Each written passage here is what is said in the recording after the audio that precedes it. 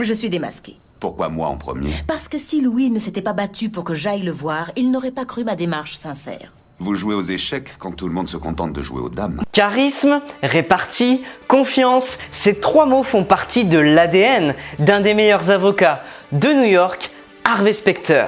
Dans cette vidéo, vous allez apprendre 6 stratégies de pouvoir qui s'appliquent à presque tout dans la vie. Vous deviendrez un penseur stratégique comme Harvey Specter. Pour faire un rappel à tout le monde, dans la série, Harvey Specter est l'un des plus badass, l'un des plus talentueux avocats de New York. Et Harvey avait besoin de renfort et donc il a recruté un jeune avocat très talentueux mais sans diplôme de droit, Mike Ross. Et là, popcorn, on arrive aux stratégies de pouvoir. Vous êtes prêts? Ah, vous allez vous régaler. Partagez la vidéo, appelez vos amis, faites-vous plaisir. C'est parti. Première stratégie, la mauvaise direction. Harvey Specter utilise fréquemment cette stratégie pour vaincre ses adversaires. Voici une des meilleures phrases d'Harvey qui résume bien ça. Comment saviez-vous que Gérald ne regarderait pas cette note? Un taureau à la charge ne voit que la mouletta qu'on agite, et jamais le matador. Harvey se voit comme un matador et son ennemi comme un taureau qui charge. La muleta, c'est la fameuse cape rouge. C'est ce qui permet à Harvey de distraire son adversaire, c'est-à-dire de le détourner de son but avant de le tuer avec son épée. Maintenant, imaginez que vous êtes en pleine négociation. Vous pouvez faire croire à la personne en face de vous que vous voulez vraiment une chose, alors que ce que vous voulez en réalité, c'est autre chose. Et votre adversaire, en cherchant à vous priver de la chose qu'il pense que vous voulez, il abandonne plus facilement la chose que vous voulez réellement. Deuxième stratégie, évitez le désespoir. Si elles n'appellent pas, c'est qu'elles n'appellent pas. Mais une fois qu'elles ont senti que tu es malheureux, elles ne te respectent plus et de toute façon, tu ne peux plus avoir ce que tu voulais. Quelle que soit la situation, dans la vie, les affaires, les relations et plus encore, ne montrez jamais que vous êtes désespéré, même si vous l'êtes réellement. Acceptez vos émotions et ne les subissez plus, en particulier le désespoir ou alors quand vous êtes dans le besoin constamment. Si vous arrivez à accepter vos émotions, c'est une des clés du succès dans votre vie. Parce que si vous arrivez à influencer positivement vos émotions, vous arriverez mieux à comprendre les autres et les convaincre plus facilement. Dans chaque situation de la vie, vous avez la possibilité de vous éloigner, de savoir prendre de la distance. Mais si vous n'arrivez pas à faire ça, à vous éloigner parce que vous êtes dans le besoin constamment envers une femme, dans vos relations ou dans votre travail, alors vous avez déjà perdu. Et même si c'est pas encore arrivé, il n'y a plus de retour en arrière. Vous êtes KO comme dans Street Fighter. Vous devez aussi vous libérer de votre dépendance émotionnelle. Pareil, je vous le demande. Combien de fois vous avez fait de la merde parce que vous étiez foudrage ou déprimé? En gros, vos émotions ne doivent pas dépendre des autres, mais de vous-même. Et c'est encore plus difficile parce que, quel que soit notre niveau, on est toujours sensible à l'influence des autres. Mais on peut réduire cette dépendance ou au moins apprendre à ne pas réagir sous le coup de l'émotion. En gros, s'isoler, se rééquilibrer, souffler un coup quoi, puis prendre une décision à froid et agir. Imaginez la différence de réussite entre une personne qui est sous l'emprise de ses émotions, de sa culpabilité et tout un tas de pulsions non contrôlées et une personne parfaitement calme, en pleine santé, avec un niveau d'énergie élevé et un haut niveau de concentration. Si ces deux personnes sont en compétition, voilà ce qui se passe. Pendant que la première personne gigote et fait n'importe quoi en fait, la seconde, elle, envoie des fusées dans l'espace. Vous devez comprendre que si vous voulez développer votre indépendance émotionnelle et de manière plus générale, exploiter votre charisme, vous devez maîtriser votre feu intérieur, vos émotions pour ne plus subir votre environnement extérieur. Entourez-vous de mentors, de personnes qui ont un gros niveau. Passez du temps avec eux. Je vous invite également à prendre mon programme Influence Alpha. Je donne la méthode exacte pour exploiter votre charisme caché sans jouer un rôle à partir de votre personnalité. La liste des bénéfices est longue comme le bras, mais pour faire simple, vous allez passer d'une personnalité ordinaire à une personnalité extraordinaire.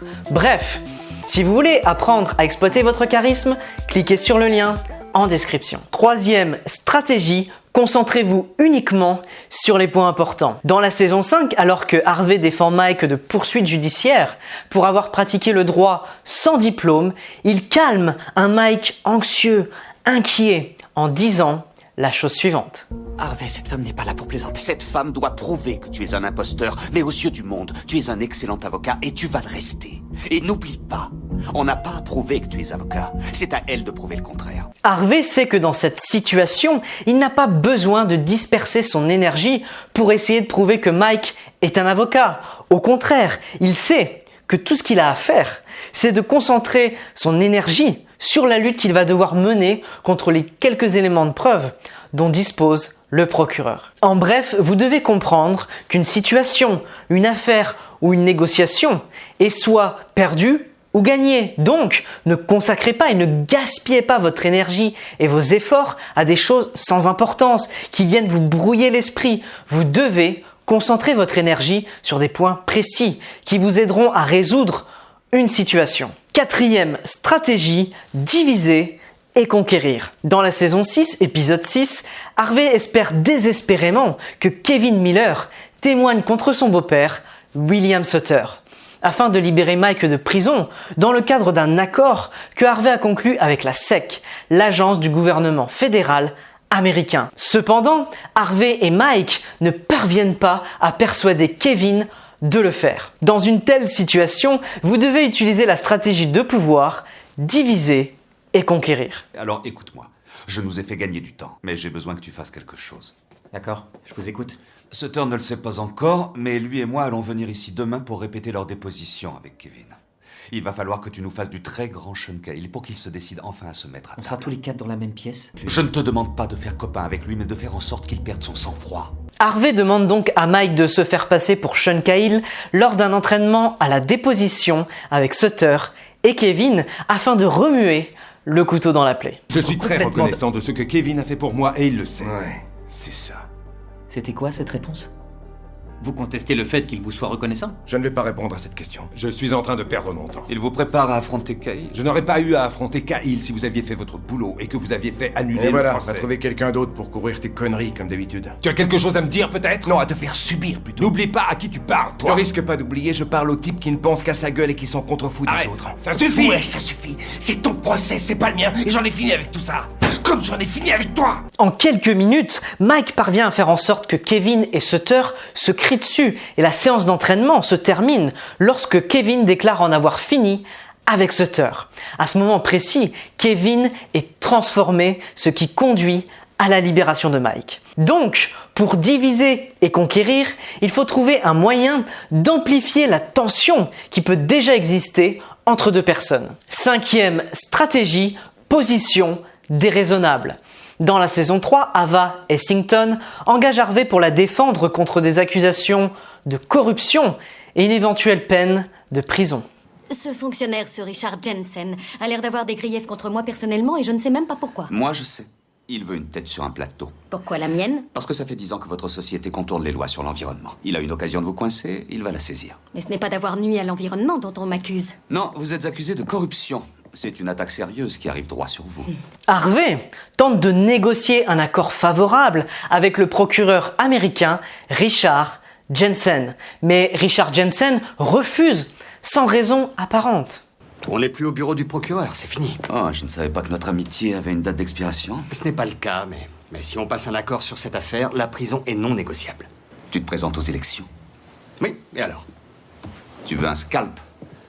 Là, tout de suite, je peux penser à pas moins de 4 personnes qui la feront passer pour Mère Teresa. Je ne peux pas me permettre de faire du marchandage. Ce serait pas la première fois. Ni la dernière d'ailleurs, mais pas cette fois. Lorsque les gens agissent de manière déraisonnable ou hors de leur caractère, vous devez creuser les motivations de leur position déraisonnable. Habituellement, il y a quelque chose qu'ils vous cachent et que vous ne savez pas. Dans cette situation, Harvey est en mesure de découvrir que Richard Jensen prend de l'argent aux concurrents de Ava Essington, de l'argent qui l'aide pour sa campagne électorale. Harvey, qu'est-ce que tu fais ici? Il se trouve que le concurrent numéro 1 d'Essington Oil est aussi le principal financeur de ta campagne électorale. Ce qui n'a rien à voir avec le fait que ta cliente a enfreint la loi. Tu ne veux pas d'un accord. Non, tout ce que tu veux, Richard, c'est un procès qui traîne en longueur et qui va conduire Essington Oil droit à la ruine.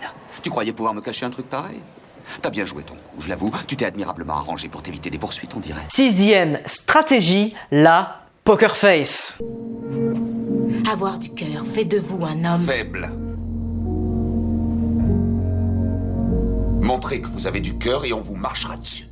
Même Harvey a parfois du mal avec ça, mais il voit ça comme un jeu, et quand il rentre dans ce jeu-là, c'est un maître de la poker face. Dans les situations difficiles, vous devez contrôler vos propres émotions, les accepter et vous rendre difficile à lire. La capacité de Harvey à lire les autres et l'incapacité des autres à garder leur poker face est l'une des clés de son succès. Si Harvey est incapable de garder sa poker face, alors ses adversaires savent où se trouvent ses faiblesses. Si vous montrez que vous vous souciez trop de quelque chose, alors vos adversaires peuvent ajuster leur stratégie pour profiter de vous. Le contrepoint à ça est que vous devez faire des choses délibérément pour désarmer vos adversaires. Essayez de les faire réagir, jouer sur les émotions, et une fois qu'ils auront réagi, ils auront du mal à maintenir ou à récupérer leur poker face. Le charisme est un talent inné. Je suis presque sûr que vous avez déjà tous entendu cette phrase. Je suis presque sûr que vous pensez que le charisme, c'est réservé aux chanceux, réservé à ceux qui ont ce talent inné, que vous pensez que les hommes et les femmes alpha, ceux qu'on écoute, sont nés avec ce don. Et donc, évidemment, les personnes charismatiques, ce sont des politiques, des chefs d'État, des acteurs célèbres et même les milliardaires ou les plus grands leaders de ce monde. Regardez Oprah Winfrey, cette animatrice de télé américaine qui a lancé sa propre chaîne, a été classée célébrité la plus puissante du monde par le magazine Forbes. Et c'est la première femme noire de l'histoire à être devenue milliardaire. Peut-être que vous pensez qu'elle a réussi parce qu'elle était naturellement charismatique, et je sais comme ça peut être rageant comme sensation. Regardons cette première vidéo. My name is Oprah Winfrey. Oprah, spelled O-P-R-A-H, and if you noticed, it's Harpo spelled backwards. My folks did not particularly like Harpo marks. We did not even have a television set in our home for a number of years. Originally, I was named from the Bible by Aunt Ida, who named me from Ruth, the 1st chapter and the 14th verse, Orpah, but no one knew how to spell in my home, and that's why it ended up being Oprah. Est-ce que dans cette vidéo, Oprah Winfrey vous semble dotée de charisme? Moi, je vois une femme normale, parlant normalement, un peu intimidée, nerveuse, hésitante. Et si Oprah Winfrey, qui a connu une enfance très difficile, n'a pas toujours été charismatique, ça ne peut signifier que ça. Elle a eu accès à quelque chose qui lui a permis d'arriver à ça. And what I know for sure is that the biggest choices begin and end with you. Your internal big questions. Who do I want to be in the world? My relationship to source energy, to all that is God. I'm not talking about what you believe in God. I'm talking about your experience of that which is all life, which is divine and universal. I'm talking about the big deal. Donc, si jusqu'à maintenant, vous n'avez pas réussi à briller face aux autres, ce n'est pas de votre faute, ce n'est pas dû à votre personnalité, c'est simplement parce que vous ne connaissez pas les techniques qui permettent de devenir charismatique, sans écraser les autres, tout en restant vous-même. Alors écoutez-moi bien, parce que ce que j'ai à vous dire pourrait radicalement changer votre vie. Les personnages publics peuvent intégrer des programmes très performants pour devenir charismatiques, des techniques très précises qui ne sont pas divulguées facilement quand on n'est pas initié. En fait, ces techniques marchent pour tout le monde parce qu'elles sont approuvées par des scientifiques. Sur la base des études scientifiques et des techniques qui sont enseignées à toutes les personnes au comportement alpha, j'ai conçu un programme sur le charisme. Vous apprendrez à développer votre influence positive et déceler les mensonges des manipulateurs. Après cette leçon, vous saurez mieux communiquer sans forcer et manipuler les autres. Vous aurez les capacités de persuasion et d'influence d'un véritable Jedi. Vous allez reconnaître les émotions des gens avec précision et donc déclencher les bonnes émotions chez les autres. Vous apprendrez à maîtriser les puissantes techniques du langage corporel. Vous ferez donc très bonne impression à chaque rencontre grâce à votre langage corporel. Vous diffuserez une image forte et charismatique. Vous allez apprendre à démarrer et maintenir une conversation captivante. Vous allez développer votre capacité à flirter avec le sexe opposé de manière naturelle, douce et attirante. Vous allez développer des relations authentiques et plus intéressantes avec toutes les personnes de votre vie. Vous deviendrez la personne active dans vos conversations. Et pour le lancement, vous aurez accès à 2 bonus. Le premier sur le storytelling, vous allez apprendre à raconter des histoires grâce au storytelling. Vous augmenterez considérablement l'impact de vos présentations, discours, vidéos, etc. Vous deviendrez une personne d'influence dans votre domaine grâce au storytelling. Le second bonus sera sur les relations durables. Vous pourrez déterminer en quelques secondes si vos relations vont durer. Lorsque vous aurez terminé ce programme, vous allez pouvoir avoir plus d'influence sur votre vie, évoluer dans votre vie, être reconnu à votre juste valeur. Bon, alors je ne sais pas si vous êtes comme moi, mais j'ai découvert Jimmy sur YouTube il y a un peu plus d'1 an maintenant. Je suis moi-même coach et je me rends compte en fait qu'il est très fort pour modéliser ce qui va fonctionner. Et dans sa formation, c'est ça en fait. Il va comprendre ce qui fonctionne en termes de charisme, de sujets de conversation, comprendre les émotions des gens. En fait, il réussit à retranscrire ça en termes de technique.